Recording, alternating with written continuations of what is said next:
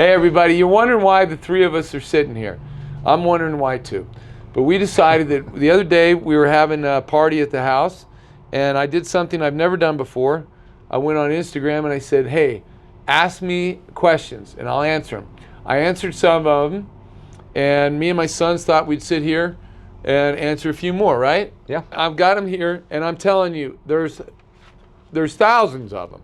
So we're gonna get to some of them that I think are interesting. So here you go. What's your favorite pickup truck? Miles? All of them. Oh, come on. Yeah. I'd say like an early 90s Toyota Tacoma. The reason I say all of them is because there's pros and cons with every single one. I like them all for different reasons. Okay, here's another question. If you were to move out of Utah, where would you move to? Well, I wouldn't move out of Utah because my family's here and that's what my life is about, is family. But I sure like Cabo and I sure like the Keys. It's where I grew up, so probably there. Is it hard to rebuild a transmission? It's all puzzles. Yeah, it's all puzzles. It's just another puzzle. So no, it's not hard. It's hard if you don't get it right and you don't keep organized. You don't know what you're looking for. You don't know what you're doing. I mean, then it becomes hard. Most reliable truck or SUV under $10,000. Yeah. They don't exist. I think that's a question a lot of people ask us is, what can I buy that's cheap and reliable? I got an answer If for it's this. reliable, it's not cheap. If it's cheap, it's not reliable. I got an That's answer for perfect. this though. The better question is, how do you know if you're getting a good vehicle? I think that's really what people want to know That's the question. how can I spend a little amount and know that I'm not going to be investing a ton of money? I think the question is, how do I know I get a good vehicle? Right. First thing is, have to have it looked by a qualified mechanic. Somebody that really is not just going to rubber stamp the thing and really look it over. The other thing you'll want to do, and I have a product, a digital product for sale that we do this with. It's called the used car inspection. And I talk about these different levels of it and stuff like that. But the other thing is, see if you can get the maintenance records. Because I don't care what you buy, something really good, something crappy, if it hasn't been maintained, it's going to be a piece of crap. It might have been a good car at one point, but it's a piece of crap now. I got a good question here. Do you enjoy mentoring people? That's the most important thing to me in my life, in the business world. It isn't social media. It's not running my business anymore. My sons do a great job of that, so I don't have to worry about that. My interaction with the young men and women that I get to deal with in this industry, not only in my shop, but people I get to meet at trade shows and things like that. I love that. To add to that question, somebody asked, do you see yourself ever truly retiring? When they throw dirt in my face. And since I'm going to be cremated, I guess that's when it'll be. I got no plans to retire. I mean, what is retirement? Really, what is retirement? We always want you to come in and hang out with us. I know you do. I know the best you do. part of it. I know you do. But seriously, what am I going to do if I retire? First off, I think me and your mother would be divorced in a month, because I'd be home way too much. No, I don't have any plans of retiring. Do I do what I want to do at this point in my life? Absolutely. And that's what you always strive for. I want to add this because we just did this thing on the McLaren and, Mercedes or Ferrari. People went all over the place with that. They're like, oh, he's spending too much money and things like that. Hey, look, man, I've been doing this for a long time. And I think what I also found out, I like equipment. If I'm going to spend $400,000 on something, it's going to... usually for me. Yeah, it is. It's going to be for Joey To share. It's going to be a piece of equipment or a commercial piece of real estate. It's going to be something to further the legacy that me and my sons are creating here. They're like, oh my gosh, all of a sudden these guys popped up. They're on social media. Their success is just, bam, it's like a light switch. It just happened. I remember, me and Joey growing up, and we spent a lot of our childhood and a lot of our holidays cleaning the shop and working here. I mean, the success was not... Helping me run air pipe. Yeah. We talked about that the other day. Joey's like, I ran that air pipe. And I was like, yeah, now we're going to tear it out. 20 years ago. All of a sudden, here's these people that, he must have that success because of his social media. No. The short answer is no. Dave drove a minivan for very, very long. No, tell me. 22 years, dude. Bought it brand new in 1999. And I remember when we got that thing, we had a VCR player under the back seat, and I thought, like, dude, this is the Rolls Royce. I showed it off to my friends. But you drove that thing for 22 years. 22 years. Do you have any female mechanics? I have hired female mechanics in this shop. Mm-hmm. They haven't worked out. It's been at least 15 years since I had one in here. Would I hire a female mechanic if she was qualified? Yeah, I'd hire a male mechanic if he came here in a dress. I've told my sons that, and we'd respect the guy. I have no judgment about that kind of stuff. I hope every man and woman finds peace on this earth. That's how I feel. Are you hiring? Continually. Send us your resume if you got qualifications. Mm-hmm. What are we looking for in people? Qualifications. Yeah, you know, Experience. sometimes we hire people, but sometimes we hire people without qualifications, but they have the knack. They got the shots, but we got an 18-year-old kid in here right now, and Joey's like, I like that kid. We're not going to say his name because, you know, he's new, but Smart kid. smart kid. I got my first mechanic job when I was 15 years old, walking by Friendly Checker Cab and Limousine Company in Miami, Florida. I had a garage, it was under carport, big place, a lot of cars around, as I would call it when I was a little kid. And I just loved all the crap that was going on in there. And, you know, cars tore down, guys working. It was just looked like, man, I want to be a part of that. I went and I started talking to the guy, and he was like, yeah, kid, get out of here. But I told him one day, I said, look, give me a job, let me work for a week. I'll do whatever you want. I'll work for a week. And at the end of that week, if you don't want me around here, I'm gone. I won't bug you again. After 2 days, as I recall, I think it was only 2 days, he gave me a job. I think I started out at like $2.25 an hour. That would have been back in 1975.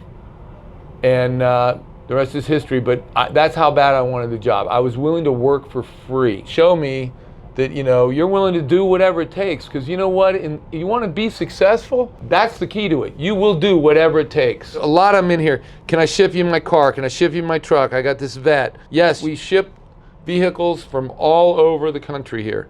So if you need that done, we can certainly help you out with that. A lot of questions about the cost of keyway, a Duramax, what's involved in that. We've had a lot of videos where we show people where we get rid of the dowel pin. Some people don't know what's involved to do that. Some people think, hey, can I bring my truck in, oil change, keyway? Well, let's tell them also, it's not only the keyway, the crank, but it's the camshaft too. You got to do both of them. Right. So we only do the keyways when we're doing a motor. We're not telling you need to, you know, send us your motor, just get a keyway done in it. That's probably not a good idea. You wait till it blows up. But this is an added benefit. It's like ARP head studs. Will the motor run without ARP head studs? Obviously, that's how they come from the factory. Will it last longer with ARP head studs? Yes. Right. Same with the keyway and the pin. So people out there that, you know, are saying, you know, I'm trying to scare people. I'm not scaring anybody. I'm an engine builder. My sons are engine builders. We've done hundreds of these motors, the Duramaxes, and we have found that we have no warranty claims with pin shearing off. Whether the guy did a water pump or not, you might as well, you know, if you're going to buy an engine, you might as well get all the upgrades you can. It is a concern. There's flaws in every engine. Yeah. And that's just a flaw. But a lot of people are saying, well, it's never happened in my truck, and I've worked on these. On a totally bone stock engine that isn't modified or tuned or souped up in any way. It never's going to need a water pump, you know, and then somebody's not going to bolt the bolt down right. That's all speculation. Right. Every guy out there that's saying, this pin is shearing off of the harmonic balancer because the guy replaced the water pump and didn't put the bolt back on tight. There's no science in that. That's your speculation. And by the way, we're seeing pins shear off of the crank gear, the reluctor wheel, the harmonic balancer, and the camshaft. And last time I checked, you're not taking the camshaft gear off when you're doing a water pump. We're dealing with science here, not speculation. But it requires total disassembly of the engine to machine those and then put it back together. So yeah, when we do an engine build, we'll do it. If your engine isn't blown up, it's overkill to do that just for that reason. What got you into building motors? Ooh, man, I'm gonna tell you. I am a mechanic. I am not a technician. You know, you're talking to a mechanic. And for me, the definition of a mechanic is a guy that can fix things. I got into machining, building motors, because I couldn't find anybody to do good work. That's the truth. All the machine shops that I had to deal with never got the work done in the quality that I wanted it done in. And so I started out doing it. I'm self-trained. Joey and Miles are kind of self-trained. Now we've gone to a lot of schooling, and now, you know, we're known in the industry as leaders in this. But it was basically, to do it right. So that's why we got into that. A lot of questions about what kind of cars I like. You know, I basically have driven about everything on the road. And have I worked on exotics? Yes. Do we work on a lot of them? No. It's Utah. There's not a lot of them around. Do you take days off? Not really. Well, Whether here or not, we're always working. I take more days off now than I used to, for sure. I worked 6 days a week forever. And 12, 14-hour days forever. My first 5 to 8 years. When I built this shop here in Centerville, I built a house right behind it, and I lived in that house for about 10 years. That was one of my keys to success, is that I organized my space. If you drive a half hour to work each way, and you work 250 days a year, that's 1 hour a day of lost production. And if you're a mechanic, it's all about what you can produce with this and this. And so 250 hours a year lost production, sitting in a car, traveling. How many weeks is that? 4, 8, 12, 16, 2. That's 6 weeks of lost production. What is your time worth? What do you love most when you have time off from work? Spending time with my family. What's the best mindset for working on cars and their stupid designs? Stop thinking it's stupid designs. Yeah. How would you tackle any problem in life if you think, it's freaking stupid right from the get-go? Right. So a change in attitude would be my first suggestion. Any successful person, if you get to the core of it, is a great problem solver, and they figured out how to tackle them efficiently. Let's give it to them. The 4 O's. Oh, that's 4 O's. You knew it was coming, Joey. I knew it was coming. You knew it was coming. It's opportunities, man. Opposition creates opportunities with options. That's what you're talking about. To overcome. That's how a mechanic becomes super good. Yeah. That's what. If you're intimidated by a problem at the start, it's going to intimidate you throughout the entire process. Yeah, we call it brain screwing. Yeah. Yeah. And it's real. Yeah, and it is very real. Failure is okay. Figuring things out and stumbling is okay. What's the true definition of failure? Give it up. Yeah, give it up. We fail continually. That's how we learn. Right. It's the giving up. Right. What tool do you use to fit pistons, sleeve or ring clamp? I use any tool I can to get a piston in there. It depends on the piston. It depends on the ring pack. But I use total seal sleeves. I use ring clamps. Again, I'll use my fingers if I have to. Yeah, sometimes you got studs in the way. Sometimes, or the deck's not. There's always a method to the madness any way you do it, just getting it in there right, not messing up the rings. So again, you're back to, you got more than one option. Right. You pick the one that works. How do you know if you're pinching a ring? You'll feel it catch. You can hear it. It's in the machine world and in mechanics world, it's all about your senses. Use every sense you've got, your eyeballs, your ears. When you're hammering that in there, if something feels like it's not going in, there's no reason to force it because you're gonna break something. Yeah. How do you verify? So you got the ring pack in, you got the piston in. You can rock the piston to kind of make sure you've got nothing binding up. You're looking at the cylinder walls to make sure you've got no scoring going on in the cylinder walls. You're looking at your oil film on the wall to make sure your ring gaps are not on the thrust wall for startup. You're rotating it. Your feet. Every time you pop a piston in, you're giving it a couple revolutions to make sure you got nothing binding up. If you do snag a ring, it's usually going to be your oil ring. In the first couple strokes, it's going to give you a nice big deep gouge in there, and you're going to feel it. So it's using your senses. You don't put in all 4 pistons and then go, okay, now let me rotate it a bunch of times. Right. Every piston that goes in, rotate it a bunch of times. By the time you've gotten 8 pistons in an engine, you're going to have a hard time feeling, where you've got to bind or if you've got an issue. So it's nice and easy to do it after every time. You tighten a bolt down, rotate it. You put a piston in, rotate it. Yeah. What is your favorite engine that you guys offer through Monster Engines? Oh, the Juggernaut! I was going to say the same thing. Yeah. We came up with that because we were in Formula One. They kept calling me Jigglin' Joe. Because it works, kind of Monster Miles, that works, and we were trying to figure out something that would jive with the name Joey. I like Dynamo Dave. Oh, there you go. Dynamo Dave's. But I was like, oh, he was very excited. The Juggernaut. Freaking Juggernaut Joey. So tell us, what does the Juggernaut have in it, our builds? So we've actually listed it on our monsterengines.com website. It really is, we'll geek out for a second, comics. If anybody knows the Juggernaut, this guy is an unstoppable force, and really that's what the engine concept is. We're going to X-Man stuff right now, right? Well, the Juggernaut definition is dude? unstoppable force. That's the definition of a Juggernaut. The Juggernaut. It's unstoppable. It's an engine that has premium everything. Speed of air, ARP, O-ring, girdle. billet cap, girdle.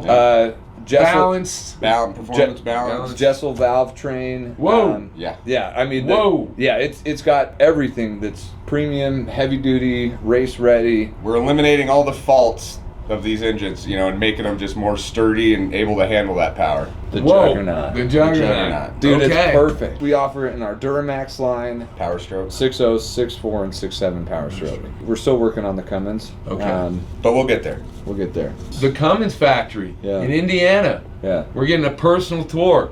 Taking the film crew. I don't know that they're going to let us film it all, but we're going to get to have an inside look at how these engines are made, from all the way from like what, the 3 liter all the way to 15 liters or something like that. Yeah, there's In different this plant. facilities, Yeah. so it depends on which one we choose, but they'll allow us to go through the facility. and Yeah, see. we'll make sure we got a couple of long videos on that. Here's some trivia. Do you know how many engines they produce a day? 3.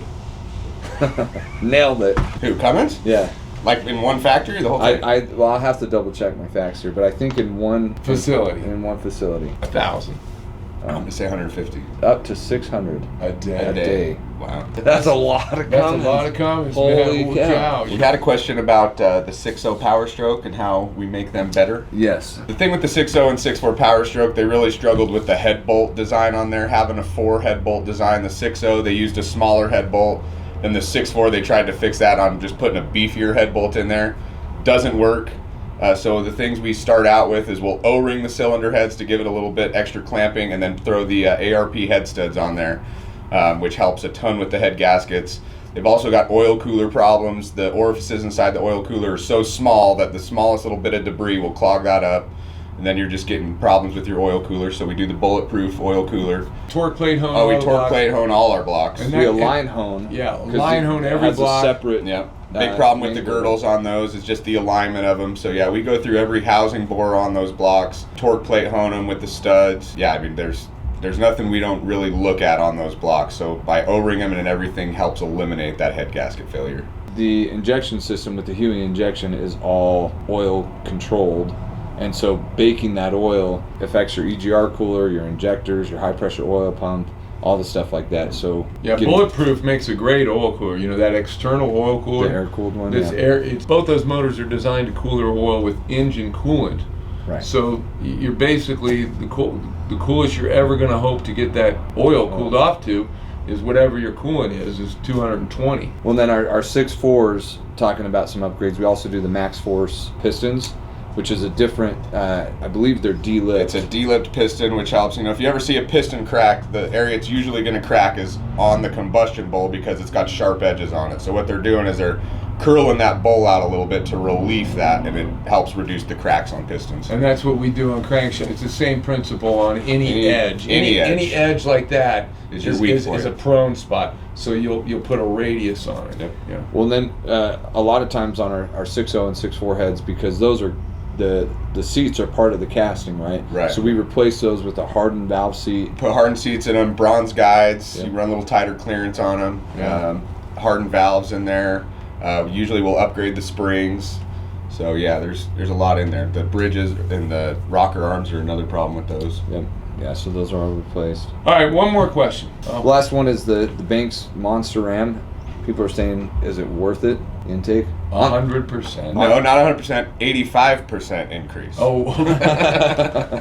Well, 100% is better. It is better. That's what I meant. But it gives you an 85% increase in airflow. in airflow. And let me tell you, there's 2 things an engine needs. Well, above compression, which a diesel is twice what a gas is. It's got to have good air coming in and fuel. I think a lot of people have a misconception with the diesel. They're like, oh, let's just throw a bunch of fuel at it. Yeah, fuel at it. And let's blow some black smoke. Gail Banks does a better job explaining why that's just a waste of money and damaging to your engine. Well, then builds up soot, degrades the oil. And since I'm a 6.7 owner myself, that heater grid, that bolt and the stud that come off, we've seen it destroy engines. So the Monster Ram eliminates that, increases your airflow. You still keep an intake air heater, which you need on a Cummins. But it's just a different design. You can run that thing in 50 states and still not mess with your emissions. Yeah. All right, everybody, man, this has been fun. Appreciate your questions. And we'll do this again sometime, eh? Yeah, so send some more questions. Send some difficult ones. Take some technical ones. Yeah, some big technical ones. We'd like to keep this up and really make this value to anybody that's watching. Peace.